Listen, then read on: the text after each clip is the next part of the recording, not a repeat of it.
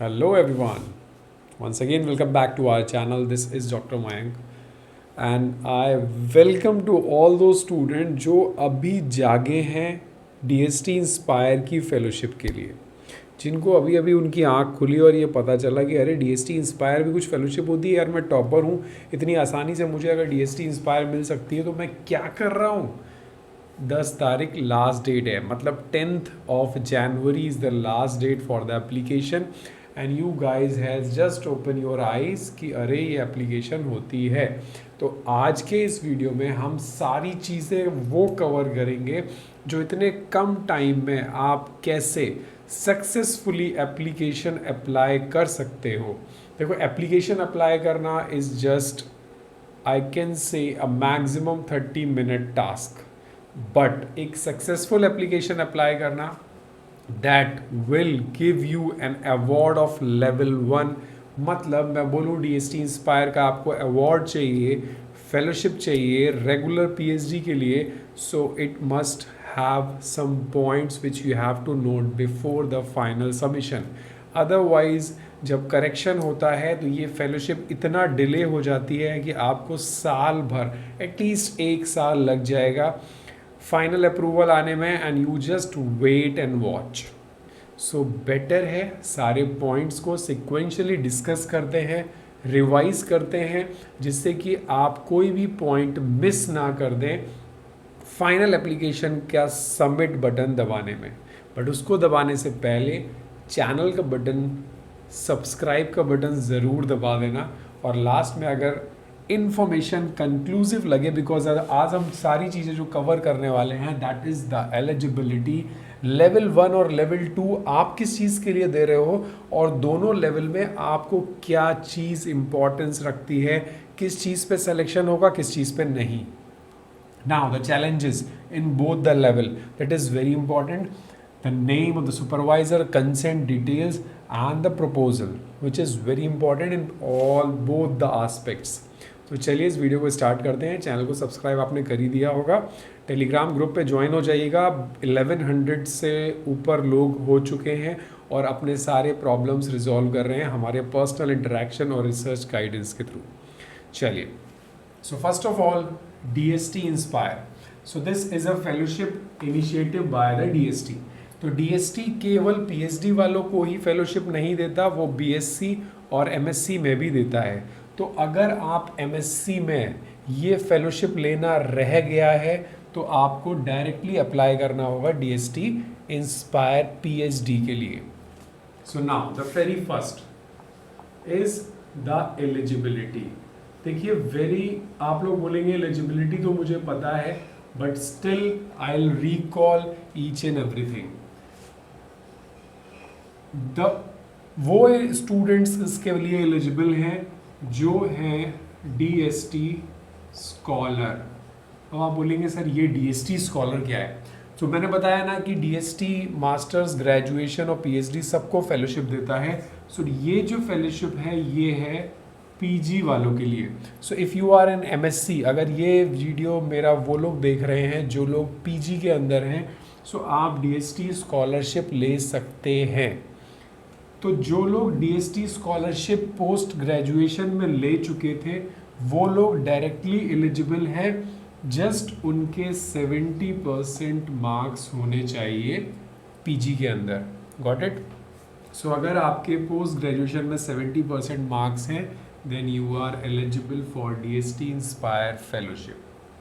Now the second, अगर आप masters में, मतलब आपने मास्टर्स में DST Inspire का बेनिफिट नहीं ले पाए थे, कोई प्रॉब्लम नहीं है, आपको उस समय पता नहीं चला, अब आपको पता चल रहा है कि लाइक PhD में भी ऐसे फेलोशिप होती है, तो आप उसको अवेल करने के लिए you must be the topper. आप अपने कॉलेज, इंस्टीट्यूट, यूनिवर्सिटी, डिपार्टमेंट के टॉपर होने चाहिए। So for that you need a certificate. अब आपके सामने ये पहला चैलेंज आएगा, जो लोग अभी जागे हैं, कि वो सर्टिफिकेट कहाँ से मिलेगा। DST का एक फॉर्मेट है, सो आपको उस फॉर्मेट पे सर्टिफिकेट साइन करवाना है that you are a topper of your college और फिर डिपार्टमेंट ऑफ योर इंस्टीट्यूट। कम से कम 10 बच्चे होने चाहिए आपके बैच में अगर आप टॉपर डिक्लेयर कर रहे हैं अपने आप को। सो ये सर्टिफिकेट आपको साइन करवाना है। इसके बिना अपलोड किए आपका एप्लीकेशन रिजेक्ट हो जाएगा। Please do not take it lightly. एक भी डॉक्यूमेंट सिक्वेंशियली अगर अपलोड नहीं होता है सो डीएसटी आपको रिजेक्ट लिस्ट में डाल देता है और उसको साल भर लग जाएगा क्लियर होने में। सो इसलिए ऐसी कोई भी गलती मत करना, आराम से एप्लीकेशन को फिलअप करना। कुछ भी डाउट हो you can ask me personally. So like आपको एलिजिबिलिटी समझ में आ गई। केवल और केवल ये 2 लोग एलिजिबल हैं फॉर दिस इंस्पायर फेलोशिप। अब कोई बोलेगा सर मेरा 98% है बट मैं टॉपर नहीं हूँ और ना मेरे पास स्कॉलरशिप है, सो क्या मैं एलिजिबल हूँ? सो प्लीज़ मत पूछो, you are not eligible at all. अगर 98.1 वाला आपका बैच का टॉपर है तो वो एलिजिबल है, ना कि आप एलिजिबल हो। आप सेकेंड टॉपर भी हो then also you are not eligible. Got it? So eligibility का कन्फ्यूज़न अभी क्लियर हो गया। तो अब आप सारे लोग डीएसटी के पोर्टल पे रजिस्ट्रेशन कर लो without any doubt. Got it? So eligibility के बाद अब जो सबसे इम्पॉर्टेंट पॉइंट आता है वो है लेवल 1 और लेवल 2। सो अब अगर आप लेवल 1 के लिए अप्लाई कर रहे हो, सो व्हाट इज लेवल 1? देखिए लेवल 1 जो है दैट इज फॉर दो student who have still not taken admission in PhD, but level 2 उनके लिए जो लोग पीएचडी एडमिशन ले चुके हैं। तो अब आप एलिजिबल हैं, सो ईदर फॉर लेवल 1 और फॉर लेवल 2। अब दोनों लेवल में क्या चैलेंज आने वाले हैं आपके सामने, ध्यान से सुनिएगा। अगर आप लेवल 1 में डाल रहे हैं फॉर्म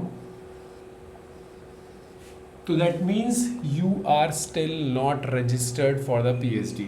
तो आपको अपनी सारी इंफॉर्मेशन डालनी है, वो कॉमन इंफॉर्मेशन है, वो आपके पास होगी। Aadhaar card, email address, phone number, आपका detail, UG PG, 10th 12th सबके मार्कशीट और ये सारी चीज़ें आपको अपलोड करना है। दैट इज़ ए बिल्कुल नॉर्मल प्रोसेस है, रात भर में कर दोगे, अभी ओपन करोगे ऐड कर दोगे। So this is for level 1। Information आपने डाल दी। सेकेंड जो चैलेंज आपके सामने आने वाला है वो 3 names of professor, proposed professor. आपको 3 नेम और उनके प्लेस वो कहाँ से हैं ये डालना है। Like 3 different university like BHU, JNU, AMU, और आप एक ही यूनिवर्सिटी के 3, यहाँ के कहीं के भी 3 डाल सकते हो। अब आपने नेट पे चेक किया, डाल दिया। कुछ लोग बोल रहे हैं सर मेरे पास कंसेंट नहीं है, मैंने बात नहीं करी, क्या मैं उनका नेम डाल सकता हूँ? So what I will say, no. आप बोलेंगे क्यों? फॉर एग्जाम्पल आपने मेरा नेम ऐड कर दिया फॉर फर्स्ट नंबर, सेकंड पे किसी का ऐड किया, थर्ड पे किसी का ऐड किया, XYZ ABCAMC। Got it? आपने 3 नेम ऐड कर दिए, टेंटेटिव प्रपोजल सबमिट कर दिया डीएसटी इंस्पायर को, और इन तीनों लोग को नहीं बताया। No problem. डीएसटी को क्या पता कि आपने बताया कि नहीं, बिकॉज डीएसटी कोई एक कंसेंट लेटर अपलोड करने के लिए नहीं बोल रही है कि आप वहाँ से एक कंसेंट लेटर लो और वो वहाँ ओके करेंगे तभी करो, ऐसा कुछ भी नहीं बोलती। So you can mention any name, किसी कब की बड़े से बड़े साइंटिस्ट, बड़े से बड़े प्रोफेसर का नाम आप डाल सकते हो, यूनिवर्सिटी के वीसी का नाम भी डाल सकते हो। प्रॉब्लम कहाँ पे आएगा? जब आपको लेवल 1 अवार्ड हो जाएगा, रिजल्ट आया और आपको लेवल 1 अवार्ड हो गया on the basis of the information which you have provided. अब वो बोलेंगे आप इनके अंडर ज्वाइन करो। आप इनको अप्रोच करोगे, sir I have mentioned your name in my proposal and the DST has awarded me the Inspire Fellowship. Now I want to join under your guidance. What he or she will say? I have no place, I have no vacancy, no space in my lab, and you have used my name without my permission. This is a crime. I'll not allow you. I'll mail और message to DST कि he has used my name without my consent, please cancel his और her fellowship. आप बोलेंगे sir ये क्या, ऐसा भी हो सकता है? क्यों नहीं हो सकता? अगर इन लोगों ने अपने ईगो पे ले लिया, इनके पास स्टूडेंट भी नहीं है, ये बोलेंगे आपने मेरा नेम कैसे ऐड कर दिया, so is it authentic? That is not. तो एटलीस्ट आपको उनका कंसेंट लेना है, उनको मेल करना है, उनसे बात करनी है। ये कैसे मेल करना है, क्या कंटेंट लिखना है, आई हैव ऑलरेडी डिस्कस्ड। आप पुराने वाले प्लेलिस्ट में जाओगे तो आपको सारा कंटेंट मिल जाएगा। ग्रुप के अंदर कॉपी पेस्ट मिल जाएगा, कुछ भी मेहनत नहीं करनी है, कुछ भी मेहनत नहीं करनी, जस्ट अपना नेम चेंज करना है और मेल भेज देना है, वहाँ से कंसेंट आएगा, कम्युनिकेट करना है। ये प्रोसेस मैंने अपने मेंबर्स को करवाया and you can not believe कि उनके पास रिप्लाई आया एंड उन्होंने कंसेंट दिया, डिस्कस किया, टॉपिक फाइनलाइज्ड हुआ, सब कुछ हुआ। बट अगर आप कुछ भी नहीं सेंड करेंगे तो कुछ भी नहीं होने वाला। अब आप बोलेंगे sir I have only 4 days, now what to do? अभी तो हम कर ही नहीं सकते, टाइम ही नहीं बचा हमारे पास। So what you will do, you will check the feasibility of these professors, और आप उनको कॉल भी कर सकते हो, but do not call the senior level professor, they will not answer your question. तो आप उनको कॉल करके बता दो कि sir I am applying for the DST inspire and I want to apply this fellowship, so please kindly can I mention your name in my application? If it will be awarded, then I'll plan the work according to your convenience. इतना आप बोलो और उसके बाद उनसे consent लेके उनका name add करो। So this is the story कि आपके पास ये पहला चैलेंज आने वाला है अगर अभी तक आपने नहीं लिया।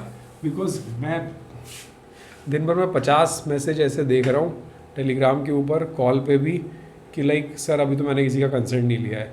अरे मेरे भाई कंसेंट नहीं लिया है, फॉर्म सबमिट कैसे करोगे?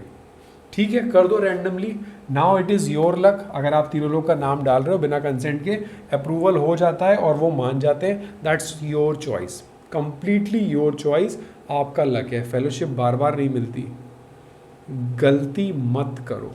Got it? This is my personal suggestion. बाकी आप किसी का भी नाम डाल सकते हो और हो सकता है वो खुशी खुशी बोले अरे वाह सर आ जाओ, आपको मैं ले लेता हूँ। अगर ऐसा हो गया तो बहुत अच्छी बात है, बट ऐसा नहीं हुआ तब क्या करोगे? So this is the first challenge in front of the level 1। उसके बाद आपको एक प्रपोजल बनाना होगा। सो आप लोगों को जो लेवल 1 में है उनको केवल और केवल टेंटेटिव प्रपोजल बनाना है 2000 करेक्टर्स का, मतलब अराउंड 250 वर्ड्स का एक छोटा सा प्रपोजल बनाना है।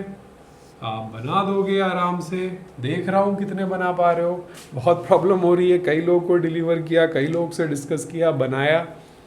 तो यार ये बहुत बड़ा चैलेंज है। अगर सोचो कि 2 दिन में ये प्रपोजल बना लोगे तो आप गलती कर रहे हो।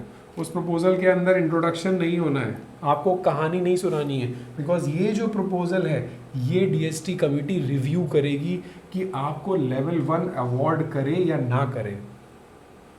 सो that should be unique, that should be noble, that objectives must be very clear, very clear. अभी मैंने कई लोग के प्रपोजल्स देखे कि like they are just giving introduction, this is the cancer, ये ट्यूमर मार्कर्स, ये कैंसर बायोलॉजी में ये हो रहा है, लाइक माय गॉडनेस। उन्होंने सब कुछ इंट्रोडक्शन डाल रखा है, कहानी सुना रहे हो यार। आप उनको समझा रहे हो कि ये बताओगे कि मैं क्या करूँगा। So your proposal must be lined up properly, क्योंकि हमारे पास लिमिटेड वर्ड्स हैं। जब हमारे पास वर्ड्स लिमिटेड हो जाते हैं तो हमारा काम टफ हो जाता है और रिव्यूइंग कमेटी का काम आसान हो जाता है, and vice versa.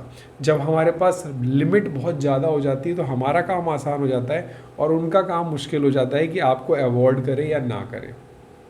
Is that clear? I guess it is completely clear. Now for level 2, इनके लिए कोई दिक्कत नहीं है, बिकॉज ये ऑलरेडी PhD में एनरोल्ड है। तो ये जिसके अंडर में एनरोल्ड है वो पूरा डिटेल्ड प्रोजेक्ट बना चुके होंगे, बना रहे होंगे, उनको बस सबमिट कर देना है। उनको उस अपनी यूनिवर्सिटी अपनी स्पेस से बाहर जाना ही नहीं है, ना किसी का कंसेंट लेना है, ना किसी से डिस्कशन करना है। एक उनका गाइड है, एक वो है, और दोनों को आपस में बात करके प्रपोजल फाइनल कर देना है। That's it. सो इनके लिए बहुत आसान है, आपके लिए बहुत टफ है।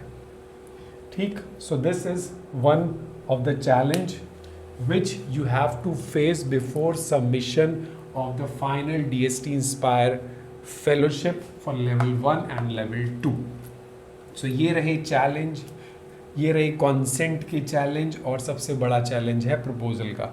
बाकी जो एप्लीकेशन की छोटी मोटी चीज़ें हैं जैसे करंट असाइनमेंट, ठीक है, वो मैंने लास्ट उसमें समझाया है, आप जब देखोगे तो समझ जाओगे। बिकॉज उसके बाद मेरे पास जितने भी मैसेजेस आए, करंट असाइनमेंट बहुत ही अच्छा आप लोगों ने लिखा है, आई एम सीरियसली वेरी हैप्पी कि मेरे जस्ट एक इन्फॉर्मेशन 5 मिनट के 10 मिनट के डिस्कशन के बाद आप लोगों ने बहुत ही डिटेलिंग में करंट असाइनमेंट सेक्शन को लिखा, and I am seriously very happy. All the very best to all दो स्टूडेंट जिन्होंने भेजा मुझे टेलीग्राम पे रिव्यू के लिए, and they have perform, they have done very well. तो चलिए, जो लोग जाग चुके हैं वो ये सारे पॉइंट्स को ध्यान में रख के आगे बढ़िए। टाइम मैं नहीं बोलूँगा कि कम है, मेरे लिए तो बहुत है। मेरे लिए अगर डेडलाइन कल की भी होगी then I can do it, but आपके लिए थोड़ा सा चैलेंज है। सो चैलेंज को एक्सेप्ट करिए, टेलीग्राम ग्रुप पे ज्वाइन हुई, जिसको भी प्रॉब्लम हो रही है वो मुझे बताए, आराम से मेंबरशिप लेके ज्वाइन करें और डिस्कस करें। मैं जितना हेल्प कर सकता हूँ, my scientific input will always be with you. So thank you for watching the video. If you have any doubt regarding the DST Inspire, regarding the challenges, regarding level 1 and 2, the eligibility, the names of the professor, or anything about this application, then you can ask me. You can join the Telegram group. Telegram group join करने में problem हो रही हो तो पुराने video पे link पे जाके भी आप ज्वाइन कर सकते हो। So I hope you have liked the video. So please hit the like button before leaving to the channel. Thank you. Have a nice day.